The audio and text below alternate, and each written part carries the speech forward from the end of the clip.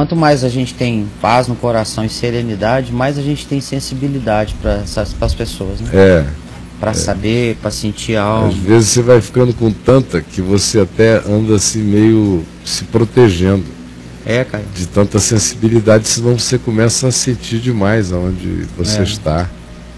Aí você tem que dar uma relaxada. Às vezes você até sente algumas coisas, mas deixa para lá. Você acha que essa alienação que a plugagem traz, ela tira um pouco essa sensibilidade? Rouba bastante. Né? Rouba só bastante. Fica muito frisson. Tudo é fotografia, tudo é rápido, tudo é frame. Não... Tem pouca gente querendo saber o que está acontecendo. Né? Bom dia, meu querido amigo Jack. Bom dia, cara. Tudo bem? Tudo jóia. Eu estava ouvindo aqui você, no seu relato inicial. É impressionante como é que o mundo mudou tão rápido, né? Foi assim, né? Pá! Tem muita gente vendo a gente ali que não consegue nem entender isso. Se você nasceu de 1980 para cá, dificilmente você vai entender. Exato. O puf, né? Você tem que ter nascido um pouquinho antes para já estar mais vivo. Aí, no início dos anos, fim dos anos 80, início dos anos 90, foi quando a virada mesmo começou a acontecer, foi de 90 para 2000, para sentir o foi fulminante, foi extraordinário, foi uma virada quântica.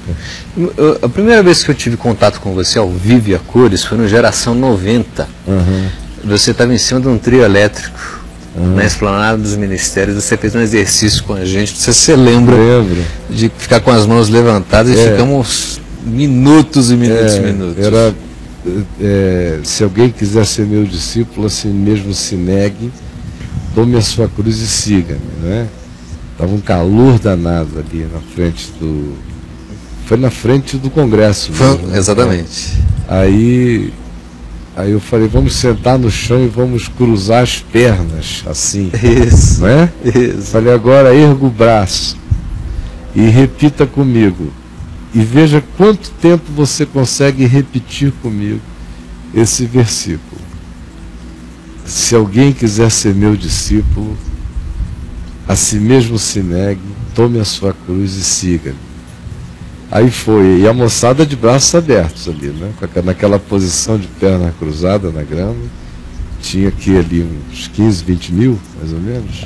Por aí. Por aí, né? Por aí. Aí eles foram.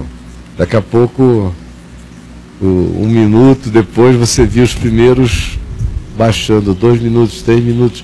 Quem conseguiu ficar muito tempo ficou 8 minutos. 8 minutos e aí os últimos não aguentaram mais. E... Que isso? Porque vai dando uma ardência enorme aquilo. Imagino. Uma ardência grande. E aí eu dali comecei a pregar sobre o significado do discipulado, né? É verdade. Mas foi um impacto de uma geração, né, Caio? Diferente de hoje, né? Então eu, nessa minha vivência de caminhada em Cristo, ouvindo você, eu me assusto também vendo tanta diferença significativa em pouco tempo. Né? Sobretudo é na alma. Exato. Não são as exterioridades. Exato. Está todo mundo se vestindo do mesmo jeito. Até houve gerações passadas muito mais avançadas na propositura do vestual do que essas novas gerações. Não é por aí, foi o que mudou na mente. Foi o que mudou na observação. Foi o que mudou na percepção do outro. Foi o que mudou na disponibilidade de cada indivíduo em relação ao outro. E que tempo disponível se tem para dar, como a noção de tempo foi totalmente alterada também. E como se instalou nas pessoas uma ansiedade crescente que tem a ver com o fato de que ela tem certeza de que tem um mundo acontecendo na palma da mão dela e que se ela não observar, ela está ficando alienada. Então o paradigma de alienação se transformou. Ser alienado agora é estar dando atenção ao que não aliena, que é a realidade. A realidade agora é que é o fator alienante. E imergir na alienação se transformou em estar conectado. Então, o que a minha geração chamaria, por exemplo, de alienação, que era o estar conectado, era estar alienado, era estar sendo levado pelo fluxo, essa geração chama de estar desalienado, que é estar conectado, porque quem não está conectado está alienado. Agora, o conceito de alienação é não acompanhar todas as informações fragmentárias que são passadas. Esse é o alienado. É o que quer conversar e saber, quer ler e se informar, quer ter mais calma para pensar. Esse aí está alienado. Você tem que saber de 200 coisas e não saber de nenhuma delas, mas saber que elas rolaram, não é? E não tomar conhecimento do significado de coisa nenhuma. Isso em relação a informações, tanto quanto em relação a pessoas. Ao álbum de família, que você também curte, aquele jeito ali, mas ninguém para e diz, prima fulana, e, poxa, como será que ela está? Vou perguntar a ela, não tem nenhuma atenção interior a dar, coisa nenhuma. E isso gera uma desafeição, um descompromisso, uma desimportância. Isso é a morte da história, é a morte da memória da alma, é a morte da memória como impressão particular que você nutre como um carinho e renova como uma lição no coração.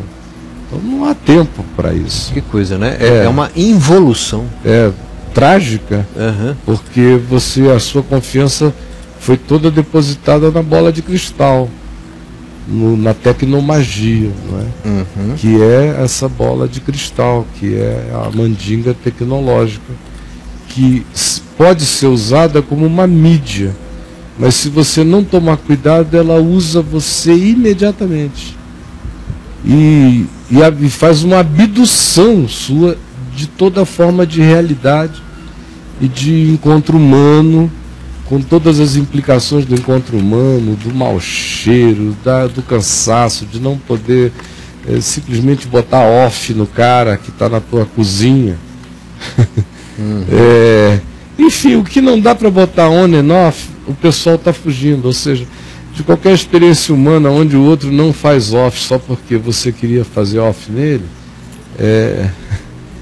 está todo mundo fugindo disso. Fugindo, não é? A vida vai virando on and off. E abre uma janela, despreza a outra, vai, não tem continuidade, não tem sequência, não tem compromisso, não tem tempo para nada, não tem Deus, não tem silêncio, não tem coração. Isso é trágico, porque é uma embriaguez que, como Jesus diz em Lucas 22, iria vir sobre toda a face da terra.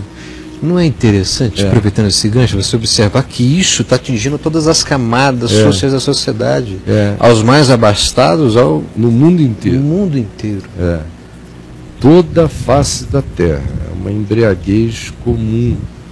Quando Jesus disse, acautelai-vos das consequências, não era da orgia, nem das preocupações deste mundo e nem da embriaguez. Ele disse das consequências, do que decorre disso, de um mundo que privilegia o prazer, o hedonismo, o materialismo da posse, dos bens e os estados alterados de consciência, a embriaguez, a evasão. Cuidado com as consequências disso. E hoje nós estamos vivendo a realidade de que as consequências disso estão presentes como consequência na mão de todo mundo, mesmo que o cara não pratique, mas a consequência está na tua mão. Você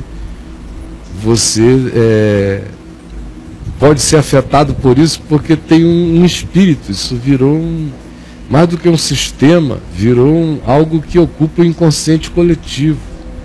Virou já um estado, virou um aeon,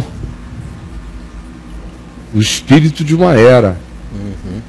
Né? E todos estão nascendo, crescendo, respirando nesse ambiente que facilita enormemente a desemocionalização do ser, a inafetividade interior, quebra com uma facilidade enorme o significado das figuras parentais, de pai, de mãe, até das figuras filiais, para o pai, para a mãe.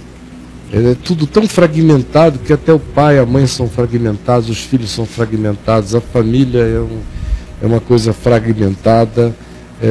Só o que faz sentido é a tua página. Fora disso está tudo fragmentado. Né? Então, parece que é um falar antigo acerca dessas coisas. Não, é uma observação de quem já está fazendo a viagem desde outros tempos da alma e encontra, e tem o privilégio de encontrar esse novo tempo. Não que seja um tempo privilegiado, é um tempo desastroso. Mas o privilégio é tentar, à luz do Evangelho, não da minha geração, mas do Evangelho, do olhar do Evangelho, do olhar de Jesus para a alma humana, tentar dizer alguma coisa para essa geração que precisa ser alertada, não com moralismos, mas com base no que seja conceito de saúde humana, de preservação humana, de não perder sua humanidade, não se afastar do filho do homem desse jeito, se tornando filho da máquina, filho do robô, um ser que, se não puder recorrer ao HD externo, o interno não guardou nada, nem de ninguém, e foi andando assim, totalmente esburacado. Mas é isso mesmo, Jack, é chocante, a gente vê isso em todos os níveis.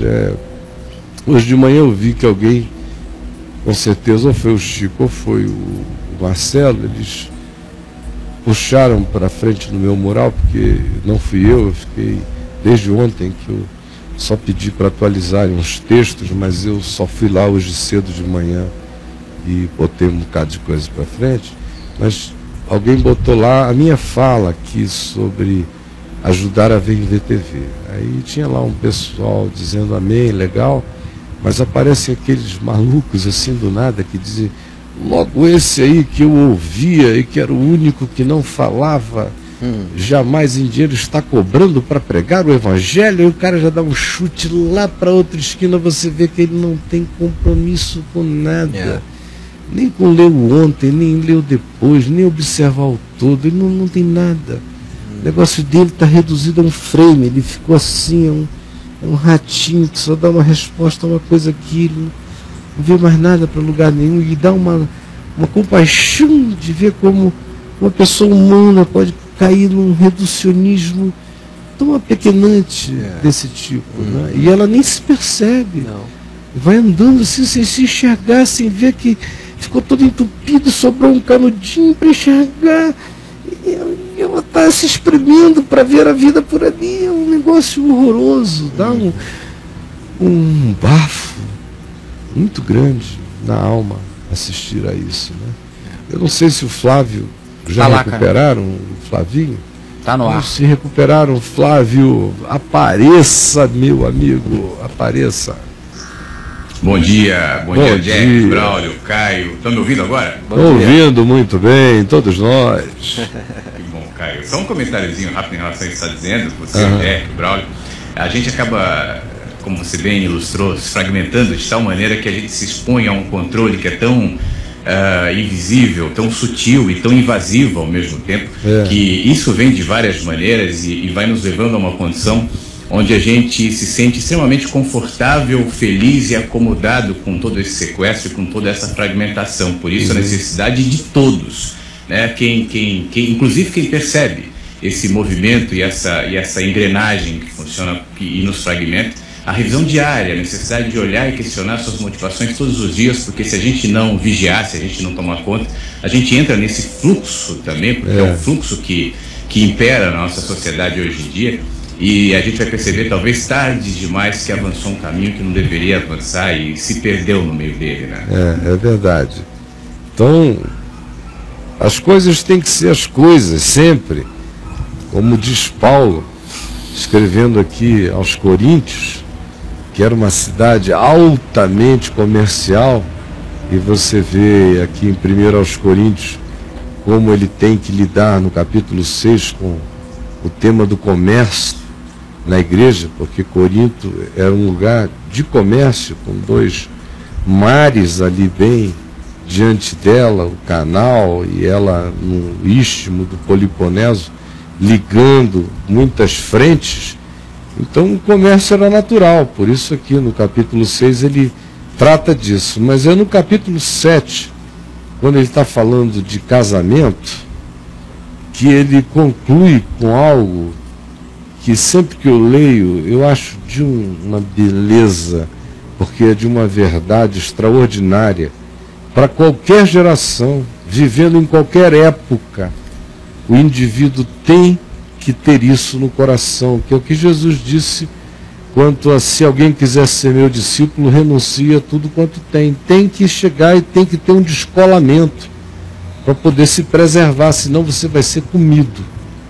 Paulo diz aqui em 1 Coríntios 7, de 29 adiante: isto, porém, vos digo, irmãos, o tempo se abrevia, o que resta é que não só os casados sejam como se não fossem, sem nenhuma idolatria emocional e afetiva. Ame o seu cônjuge, mas ele não é o seu Deus. Mas também os que choram sejam como se não chorassem. Deixem as emoções vazarem, mas também não se tornem carpideiros, emos da vida, porque senão vocês vão secar de dor. E os que se alegram sejam como aqueles que não se alegrassem. Embora existam alegrias para experimentar, mas existe uma consciência de que toda alegria não é para a gente dar bufos de eterno pular, porque a catástrofe não para porque a gente tem um motivo particular de alegria. Então, alegre-se, mas não se embriague. E os que compram, adquirem, como se nada possuíssem. Se você compra, não possua o que comprou, do contrário, você vai virar posse da coisa. E os que se utilizam do mundo, das suas teias e dos seus sistemas todos, como se dele não usassem. Usa como se dele não usassem, sem transformar os meios em fim. É a única possibilidade de que você se utilize do mundo como se dele não se utilizasse, é não permitindo que ele se torne no fim da sua vida e que o meio não se transforme no único meio de vida. Tem que ser 2 meios, mas não ser o meio da vida e nem o fim da vida. Até porque a aparência deste mundo passa e a gente vai se perdendo a alma, o ser, por coisas que hoje são a moda sem a qual não se pode passar, mas que levam junto a sua alma e não deixam mais nada para trás em você.